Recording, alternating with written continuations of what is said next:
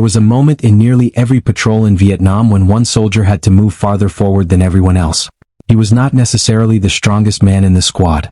He was not always the most experienced. He was not given a special weapon. And he was certainly not promised that he would come home. He was the point man. Walking point meant moving at the very front of a patrol, often separated from the rest of the squad by several yards, sometimes more. His job was to detect danger before the enemy detected the main body. It sounds simple. It was anything but. In the jungles, rice paddies, villages, rubber plantations, and tangled trails of Vietnam, the point man could be walking directly toward an ambush without knowing it. A single broken branch could mean nothing, or it could mean that someone had passed through minutes earlier. A patch of disturbed earth might be natural, or it might conceal a mine. A bird suddenly flying from a tree could be meaningless, or it could indicate movement that the human eye had missed. Every step carried uncertainty, and that uncertainty became the defining reality of Walking Point. For American troops serving in Vietnam, the war was not always fought across clearly marked battlefields. Sometimes the battlefield was a trail barely wide enough for one man. Sometimes it was a wall of vegetation only a few feet ahead. Sometimes it was a village where civilians and combatants could be almost impossible to distinguish. And sometimes there was no visible battlefield at all. There was only the jungle. The point man entered that uncertainty first. He was the soldier most exposed to whatever was waiting ahead. And that made Walking Point one of the most psychologically demanding jobs in the Vietnam War. A different kind of war. The Vietnam War was unlike the conventional wars many Americans imagined. There were no continuous front lines stretching across the country. Instead, American units operated across enormous areas of difficult terrain. The enemy could appear suddenly and disappear just as quickly. The Viet Cong and North Vietnamese forces understood the terrain. They knew the trails. They knew the waterways. They knew the villages. They understood how to use vegetation, darkness, weather, and distance to their advantage. American troops had superior firepower, helicopters, artillery, aircraft, communications, and logistics. But technology could not remove the fundamental problem faced by a soldier walking through dense vegetation. He still had to see what was in front of him. And the jungle could hide almost anything. A patrol might leave its base expecting a routine movement. Hours later, the same patrol could be fighting for its life. The enemy did not have to defeat the entire American formation. Sometimes, the first priority was to hit the point man. If the point man was wounded or killed, the patrol could become confused. The enemy might then attack from multiple directions. That possibility followed every soldier who walked ahead of his comrades. The first man into danger would often have the least warning. Why the point man mattered. The point man's mission was essentially early warning. He watched the ground. He studied vegetation. He looked for signs that something was wrong. He listened. He tried to recognize the difference between normal jungle sounds and unusual movement. He searched for footprints, bent grass, broken branches, freshly disturbed soil, trip wires, unusual objects, anything that could indicate enemy activity. But there was a brutal contradiction. The better the point man became at detecting danger, the more he understood how much danger could remain invisible. The jungle did not announce itself. There was no alarm, no flashing warning light, no certainty, only clues.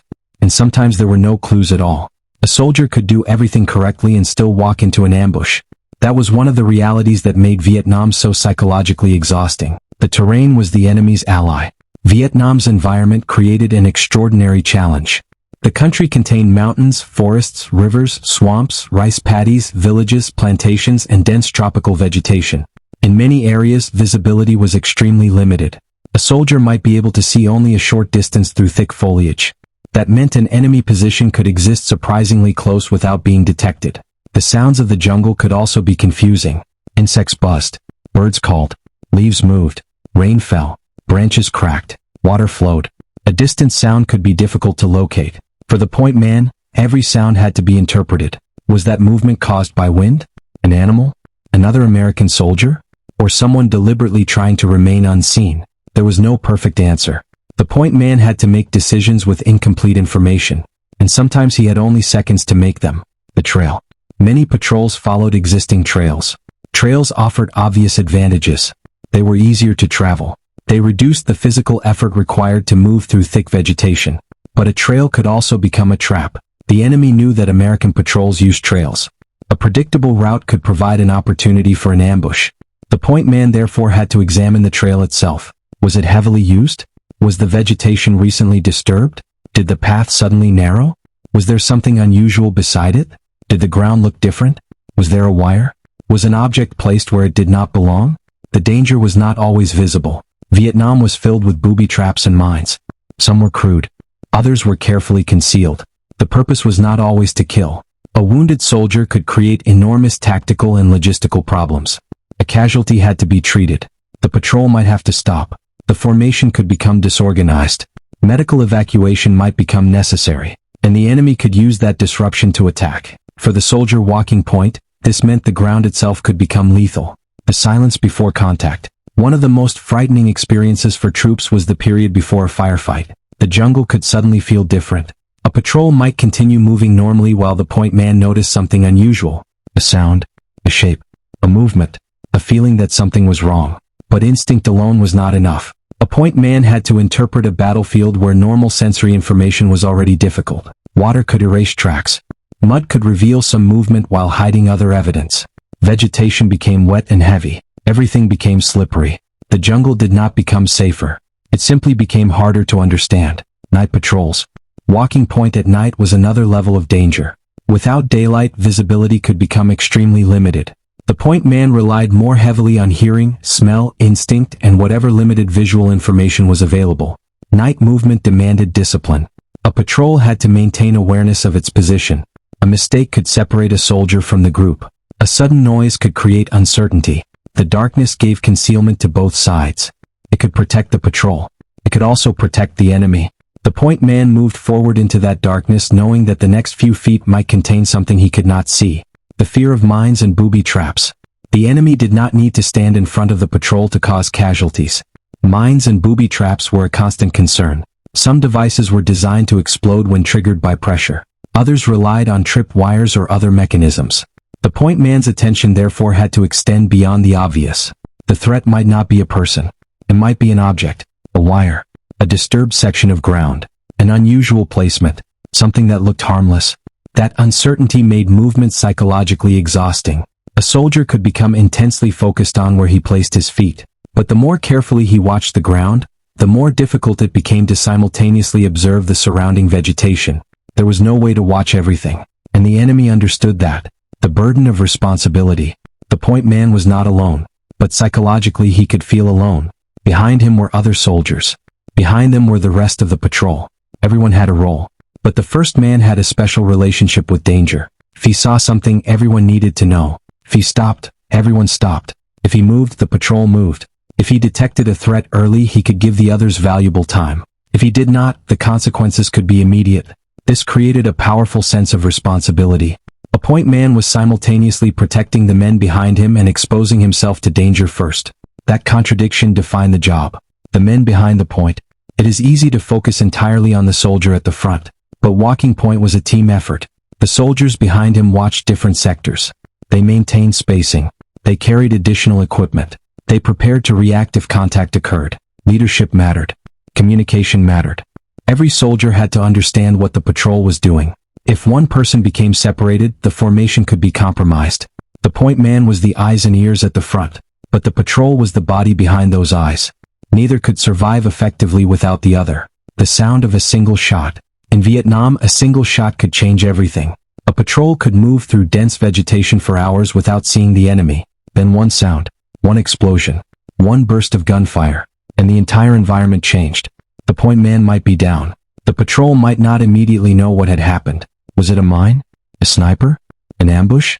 An accidental discharge? The first moments could be confusing, and confusion was dangerous. Leaders had to make decisions quickly. Soldiers had to react while under stress. The wounded had to be located. The enemy had to be identified. And the patrol had to determine whether it was facing a small contact or something much larger. That was combat in Vietnam. The certainty came only after the danger had already arrived. When the point man was hit. When the point man became a casualty, the emotional impact could be immediate. The soldier at the front was often someone the others knew personally. They had marched together, shared food, shared jokes, shared exhaustion, shared fear.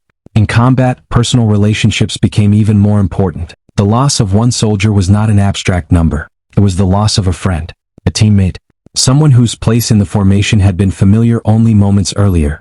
Another soldier would have to move forward. The patrol could not simply remain frozen. And that created one of the most brutal realities of infantry combat. Even while dealing with a casualty, the mission continued, replacing the point. When the point man could no longer continue, someone else had to take his place. That soldier immediately inherited the same danger. He might have watched the previous point man move ahead. He might have seen what happened. And now he had to walk into the same area. This was not necessarily an act of fearlessness. It was duty. The patrol still needed to move. The formation still needed someone forward. And the danger did not disappear simply because the previous soldier had been wounded or killed. That was the terrible cycle of the point. One man moved forward. If he fell, another moved forward. The human cost.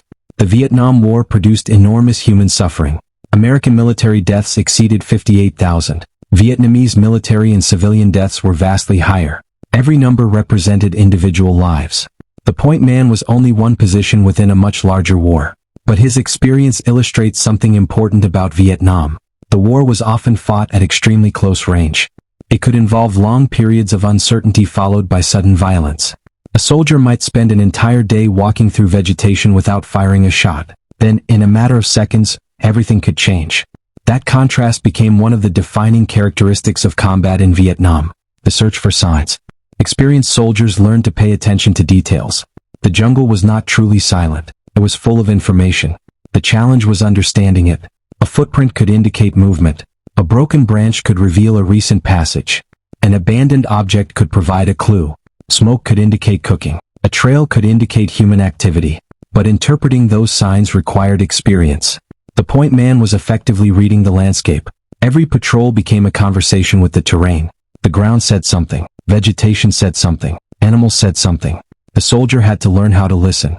The illusion of safety. Perhaps the most dangerous moment could be when a patrol became comfortable. Nothing had happened. The trail seemed normal. The jungle seemed quiet. The men were tired. The mind naturally relaxed. But the enemy could be waiting for exactly that moment. This is why patrol discipline mattered. A soldier could not assume that because nothing had happened for hours, nothing would happen in the next minute. Vietnam punished assumptions. The point man had to remain alert even when there was no obvious reason to be. The village. Not every danger came from deep jungle. Villages created different challenges. American troops might encounter civilians whose intentions were uncertain. The Viet Cong had extensive networks and support structures in parts of South Vietnam. Distinguishing combatants from civilians could be extremely difficult. The rules of engagement varied depending on circumstances and changed over the course of the war. For the point man, the environment became even more complicated. A village contained buildings, people, animals, paths, fields, potential hiding places, and potentially hostile forces. The soldier had to move through a human environment rather than a purely natural one.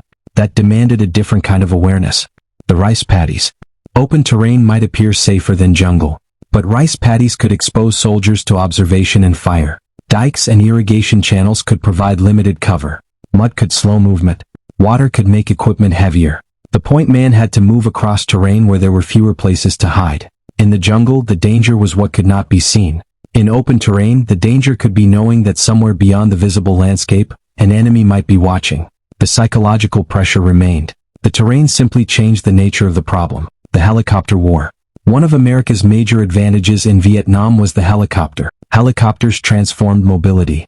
They could transport troops, deliver supplies, evacuate wounded soldiers, support operations, and provide fire support in certain situations. But helicopters could not eliminate the need for soldiers on the ground. Eventually, infantrymen had to leave the aircraft. They had to move through the terrain themselves. The helicopter could carry a soldier to a battlefield. It could not walk the trail for him. Once on the ground, the point man still had to look ahead. Dust off. Medical evacuation helicopters became one of the most important lifelines for American troops. When soldiers were wounded, getting medical treatment quickly could mean the difference between life and death. But reaching a casualty was not always easy. A patrol under fire might struggle to secure a landing zone. Terrain could prevent helicopters from reaching the wounded. Weather could interfere. Darkness could complicate evacuation. And the soldiers on the ground might have to protect the casualty while waiting. For the point man and his fellow soldiers, the war was therefore not only about avoiding casualties. It was also about saving the wounded when avoidance failed. The memory of the jungle. For veterans, the physical environment of Vietnam could remain powerful long after the war. A smell, heavy rain, a particular sound, the sight of dense vegetation, the feel of mud, a sudden crack of a branch. Any of these could bring memories back. Combat memory does not always behave like an ordinary memory. The brain records sensory experiences. For someone who spent months or years living with danger, ordinary sounds could become connected to extraordinary events. The jungle that once represented danger could later exist only in memory, but for many veterans, memory remained vivid. The point man and leadership. Walking point was not necessarily a formal rank. A point man could be a junior enlisted soldier. He could also be experienced. What mattered was the mission, but leadership was still essential. The squad leader had to determine movement. The patrol had to maintain formation. The point man had to understand what was expected. Communication between soldiers was critical. In some situations, hand signals were preferable to speech. Noise could reveal a patrol's presence. The ability to communicate silently became part of field craft. The jungle demanded discipline. The enemy was learning too. One of the most important realities of Vietnam was adaptation. American forces adapted. The Viet Cong adapted. North Vietnamese forces adapted. Tactics changed. Equipment changed. Patrolling methods changed. Intelligence affected operations. Experience accumulated. What worked in one environment might fail in another. The point man therefore had to keep learning. Yesterday's successful technique could not guarantee tomorrow's survival. The war was an ongoing contest of adaptation. The fear never completely left. It is tempting to describe combat veterans as fearless. But fearlessness is often the wrong word. A soldier could be terrified and still do his job. Courage did not necessarily mean feeling no fear. It could mean moving forward while knowing exactly what could happen. Walking point required that kind of courage. The point man knew he was exposed. He knew the enemy could be nearby. He knew the terrain could conceal traps. He knew his friends were behind him, and still he walked, step after step. The long march. A patrol could last for hours. The initial adrenaline eventually faded. The physical exhaustion remained. Boots became wet. Uniforms became dirty. Skin became irritated. Mosquitoes became relentless. The load became heavier. Water became precious. The soldier's body demanded rest. But the patrol had to continue. Walking point required concentration even when the body wanted to stop. The danger did not become less serious simply because the soldier was tired. That was one of the most difficult aspects of the job. The weight of home. American soldiers carried memories of home with them. Photographs, letters, small personal items, thoughts about parents, siblings, friends, girlfriends, wives, children. A soldier walking through Vietnam could be physically thousands of miles away from home while mentally thinking about it constantly. The distance could feel enormous. For some, the hope of returning home became a source of strength. For others, it became another source of anxiety. The question was always there. Would I make it home? The soldier's perspective. From the point man's perspective, the war could become extremely narrow. He might not know what was happening elsewhere. He might not know the larger strategic situation. He might not understand the latest political debate in Washington.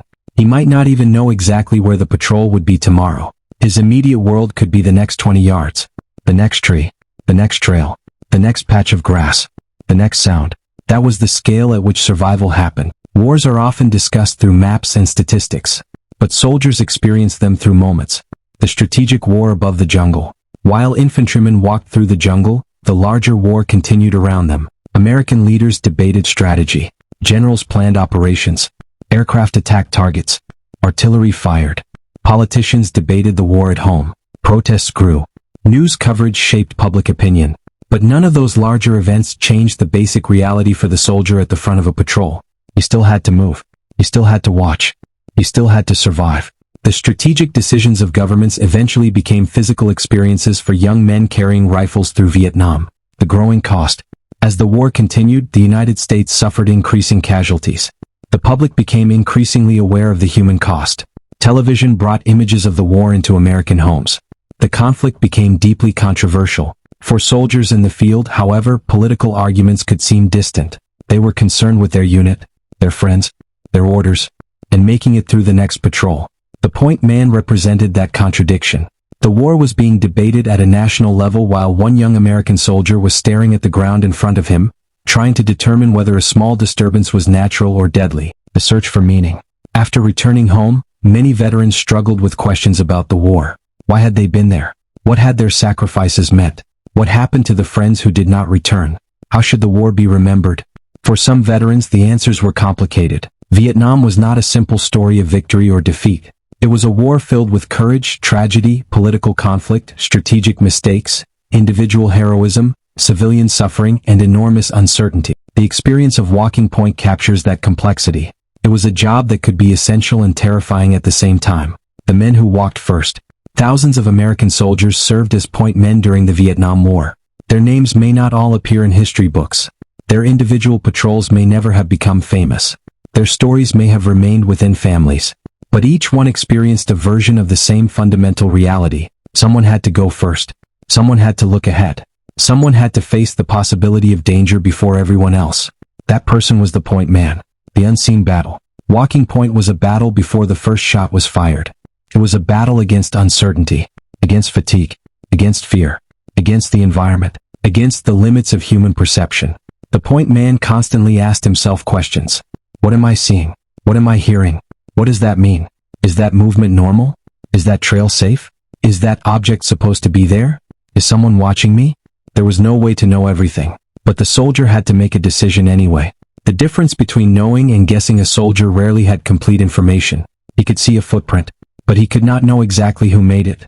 He could hear movement, but he could not always identify the source. He could see disturbed vegetation, but he could not always determine when it had been disturbed. Combat demanded action before certainty. That was one of its most terrifying characteristics. The point man had to operate inside that gap. He had to guess. And sometimes the guess was correct. Sometimes it was not. The moment of contact. When contact came, the careful world of observation disappeared. The point man was no longer simply studying the terrain. He was reacting to an active threat. Training took over. The patrol responded. Weapons fired. Men moved. Orders were given. Smoke, dust, vegetation, and noise could fill the battlefield. The point man who had spent hours trying to prevent surprise might suddenly find himself in the middle of the very danger he had been searching for. And when the shooting stopped, the patrol had to assess what had happened. Who was wounded? Who was missing? Where was the enemy? Was the patrol still in danger? The answers mattered immediately. After the firefight, the silence after combat could feel completely different from the silence before it. Before the firefight, silence contained uncertainty. Afterward, silence contained memory. Soldiers checked one another. Medical treatment began. Ammunition was counted. Equipment was recovered. The patrol reorganized. Sometimes the dead had to be carried. The wounded had to be evacuated. And eventually the patrol had to continue. That was perhaps one of the hardest realities of combat. The world did not stop because someone had died. The mission continued. The jungle remained. The trail remained. And someone still had to walk point. The replacement. A new soldier moved forward. Perhaps he had never walked point before. Perhaps he had done it many times. Either way, he knew what had just happened. He knew the danger was real. He knew the enemy might still be nearby. And he stepped into the position anyway. That image captures the responsibility shared by infantrymen in Vietnam. No one could guarantee survival. They could only perform the job. Why the point man became a symbol. The point man became a powerful symbol of Vietnam infantry combat because his position represented the uncertainty of the war itself. He was ahead of the formation. He was isolated. He could not see the enemy. He could not know what was waiting. And yet he had to keep moving. Vietnam often felt like a war where danger was hidden behind ordinary scenery. The point man embodied that reality. A peaceful-looking trail could become a battlefield. A quiet village could contain danger. A patch of vegetation could hide a position. The most ordinary landscape could become deadly. The cost beyond the battlefield. The effects of Vietnam did not end when soldiers left the jungle. Veterans returned to a country divided over the war. The forgotten details. History often remembers major battles. Names of generals. Political decisions. Presidential speeches. Dates. Numbers. But wars are also made of small moments. A soldier tightening his boot. A patrol moving silently through trees. A hand signal. A whispered warning. A footprint. A sudden movement. A moment of fear. A decision to keep walking. Those details rarely appear in official summaries. Yet they were the reality of the men who fought. Walking Point was made up of thousands of those moments. What courage looked like. Courage in Vietnam did not always look dramatic. Sometimes it looked like continuing to move. Sometimes it looked like warning the soldier behind you. Sometimes it meant stopping when something felt wrong. Sometimes it meant helping a wounded friend. Sometimes it meant taking the position of a fallen soldier. And sometimes it simply meant getting up the next morning and doing the job again. For the point man, courage was often quiet. There was no audience. No applause. Only the men behind him. The final patrol. For some soldiers, the patrol on which they died was their final patrol. They did not know it at the beginning.